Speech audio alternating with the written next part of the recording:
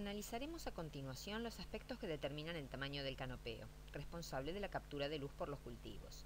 Si bien entendemos al canopeo como el conjunto de órganos aéreos, nuestro interés se focalizará en la generación del área foliar, responsable de la mayor parte de la actividad fotosintética determinante de la producción de biomasa. A escala de cultivo, la superficie de hoja se define a través del índice de área foliar, que representa los metros cuadrados de hoja por unidad de superficie de suelo, es decir, metros cuadrados de suelo. Esta superficie foliar irá creciendo a lo largo del ciclo de vida de las plantas para luego declinar por senescencia hacia la madurez y cosecha. Las especies componen el índice de área foliar de diferente forma, aunque en todas ellas reconocemos a la densidad de plantas, aquí representada por el número de plantas por metro cuadrado, y al área foliar por planta, esta última compuesta por el número de hojas por planta y el área foliar por hoja, como determinantes del índice. En especies como maíz o girasol, por lo general los componentes de área foliar se limitan a estos que acabamos de mencionar, ya que los macollos no suelen progresar en su crecimiento para el caso del maíz y no hay ramificaciones en los girasoles comerciales. En otras especies, en cambio, el número de hojas por planta se encuentra fuertemente modificado por el número de vástagos secundarios o ramificaciones, como en el caso de los macollos en los cereales de invierno o del arroz y las ramificaciones en las legumbres. Una buena parte de las hojas del cultivo puede provenir de estos últimos, variando fuertemente su participación en relación con la densidad de siembra. En general, mayor participación a baja densidad. Los factores del ambiente modifican fuertemente tanto el número como la dimensión de los componentes del canopeo, y los veremos a continuación. En la entrega de fenología ya hemos puesto en relieve cómo el fotoperíodo y la temperatura pueden modificar la iniciación floral y con ello el número de hojas de una especie. Repasemos nuevamente estos conceptos haciendo ahora foco en el número de hojas. Consideremos primero la situación de un cultivo creciendo en condiciones altamente inductivas para la iniciación floral. Este podría ser el caso de siembras tardías de fin de invierno, con fotoperíodos algo largos para una especie invernal con respuesta al fotoperíodo de día largo, como trigo, cebada o colza, o también de siembras tempranas en primavera, con fotoperíodos aún algo cortos para una especie estival con respuesta al fotoperíodo de día corto, como maíz o soja.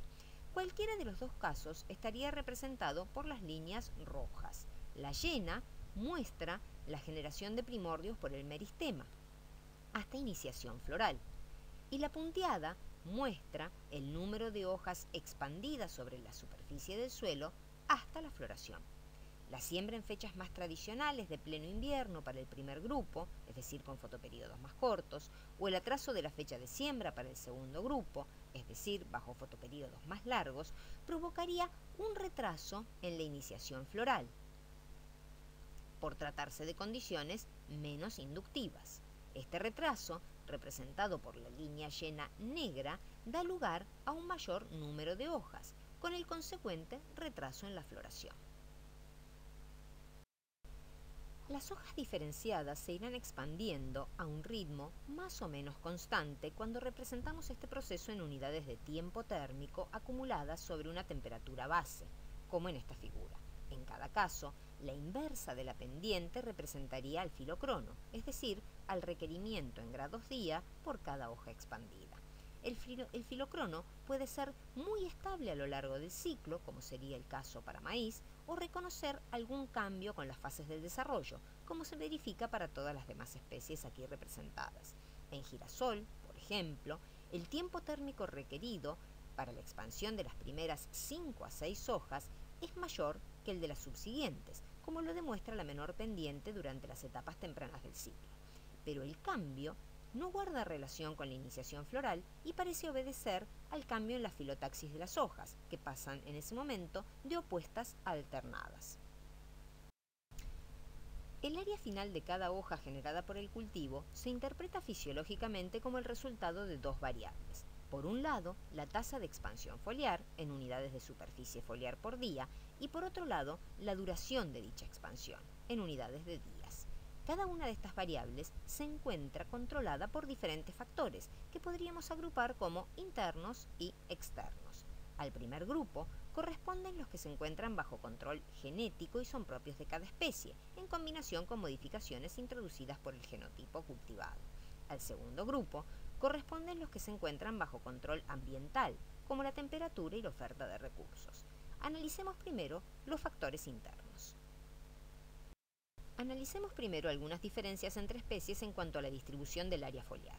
El tamaño de las hojas varía según su posición en la planta, aquí representada en el eje Y desde la base, hojas más viejas, hacia el ápice del tallo, hojas más jóvenes. Las primeras hojas son por lo general las más pequeñas, aumentando de tamaño en posiciones subsiguientes. Esta tendencia continúa hasta las hojas más altas del canopeo, como se verifica tanto en trigo como en soja. En soja se incluye un ejemplo para genotipos determinados, en verde oscuro, e indeterminados, en símbolos abiertos. En los primeros, al poco tiempo de iniciada la floración, se verifica la presencia de un racimo apical y cesa la aparición de nudos en el tallo principal.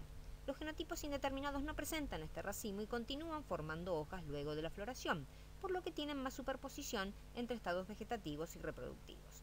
Estos genotipos indeterminados suelen ser más altos, motivo por el cual, para fines comparativos, aquí la altura está representada en forma relativa. En especies como girasol o maíz, en cambio, el aumento de tamaño de las hojas cesa en estratos intermedios. En estas últimas especies, particularmente en el maíz, las hojas de mayor tamaño se encuentran en posiciones medias de la planta, generalmente más cercanas a las espigas, que son las inflorescencias femeninas axilares. Desde esta posición hacia posiciones más distales, el tamaño de las hojas disminuye, o sea que son más pequeñas nuevamente las hojas ubicadas cerca de la panoja, que es la inflorescencia masculina apical. Los efectos propios del genotipo se ponen claramente en evidencia en este estudio realizado con 11 híbridos de maíz de ciclo muy contrastante, como lo destaca la gran variación en el número total de hojas, que osciló entre solo 16 para el más corto hasta 30 para el híbrido de ciclo más largo. En este caso, la posición a lo largo de la planta se ubica en el eje Y, con la base de la planta hacia la izquierda y el ápice hacia la derecha.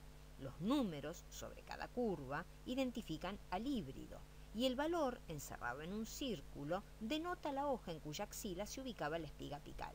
Aunque para todos se repite el patrón antes descrito, con hojas más grandes en el centro de la planta y cercanas a la espiga, es también muy notoria la variación en el tamaño individual de hojas ubicadas en la misma posición, que no puede atribuirse a factores ambientales, pues todos los híbridos fueron sembrados en la misma fecha y crecieron en el mismo ambiente a una densidad constante de 65.000 plantas por hectárea. Analicemos a continuación el efecto de factores externos sobre la determinación del área foliar, comenzando por la temperatura. En este ejemplo, correspondiente a remolacha azucarera, especie inverno-primaveral, podemos observar cómo el aumento de la temperatura no modificó el número final de hojas, pero sí provocó un acortamiento sustancial del tiempo necesario para la expansión de las mismas.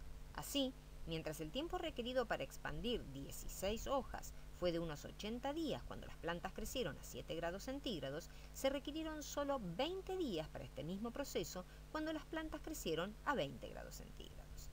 El área foliar por planta, sin embargo, aumentó con el aumento de la temperatura al pasar de 7 a 15 grados centígrados, pero aumentos mayores, hasta 20 grados, no dieron lugar a incrementos ulteriores del área. Según el marco conceptual propuesto para interpretar la determinación del área foliar, el acortamiento de la duración del ciclo, provocado por el aumento de la temperatura entre 7 y 15 grados centígrados, fue sobrecompensado por el efecto de la misma sobre la tasa de expansión foliar, esta última capturada por las pendientes de cada una de estas funciones. Pero esta compensación ya no fue posible al continuar el aumento de temperatura hasta 20 grados centígrados. En este último caso, el aumento de la tasa de expansión ya no compensó el acortamiento de la duración de la expansión. El efecto de la temperatura sobre la duración es el ya discutido en fenología, con respuestas de tipo curvilíneas, cuando ambas variables se relacionan en forma directa. Estas respuestas se convierten en una función bilineal de tipo óptimo cuando la duración se cambia por la tasa de desarrollo.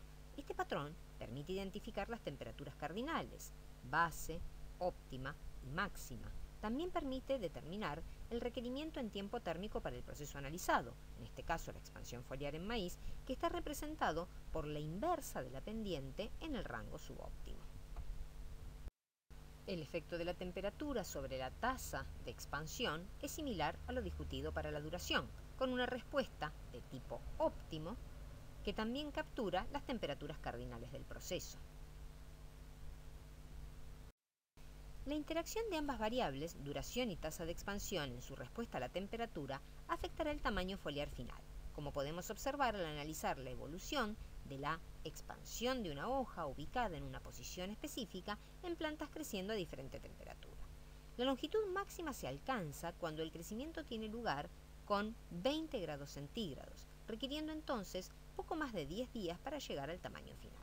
Temperaturas inferiores, hasta 15 grados centígrados, provocan un alargamiento del tiempo para la expansión de hasta unos 20 días, pero sin modificar el tamaño de la hoja, de lo cual se puede deducir que la disminución en la tasa de expansión, representada por la pendiente de las funciones, fue compensada por la mayor duración del proceso. Aumentos de temperatura por encima de los 25 grados y hasta 30 grados centígrados dieron lugar a mayores tasas de expansión, pero que no se tradujeron en aumentos del tamaño de las hojas, pues no pudieron compensar el fuerte acortamiento de la duración. Con aumentos aún mayores de temperatura, que ya corresponden al rango supraóptimo como 35 grados centígrados, la tendencia se invierte, pues la duración se alarga, hay una reducción de la tasa de desarrollo, pero es acompañada de una clara disminución en la tasa de expansión, y esto da como resultado una disminución sustancial del tamaño foliar. Lo explicado se resume en la respuesta de la longitud final de la hoja a la temperatura, que, por su efecto combinado sobre la duración y la tasa de expansión, da como resultado valores máximos de longitud para temperaturas entre 15 y 20 grados centígrados, disminuyendo esa longitud con aumentos de temperatura por encima de esos niveles. En condiciones de campo, sin embargo, las respuestas no siguen tan estrictamente la marcha térmica, ya que la expansión se encuentra también modificada por la oferta de otros recursos como la radiación.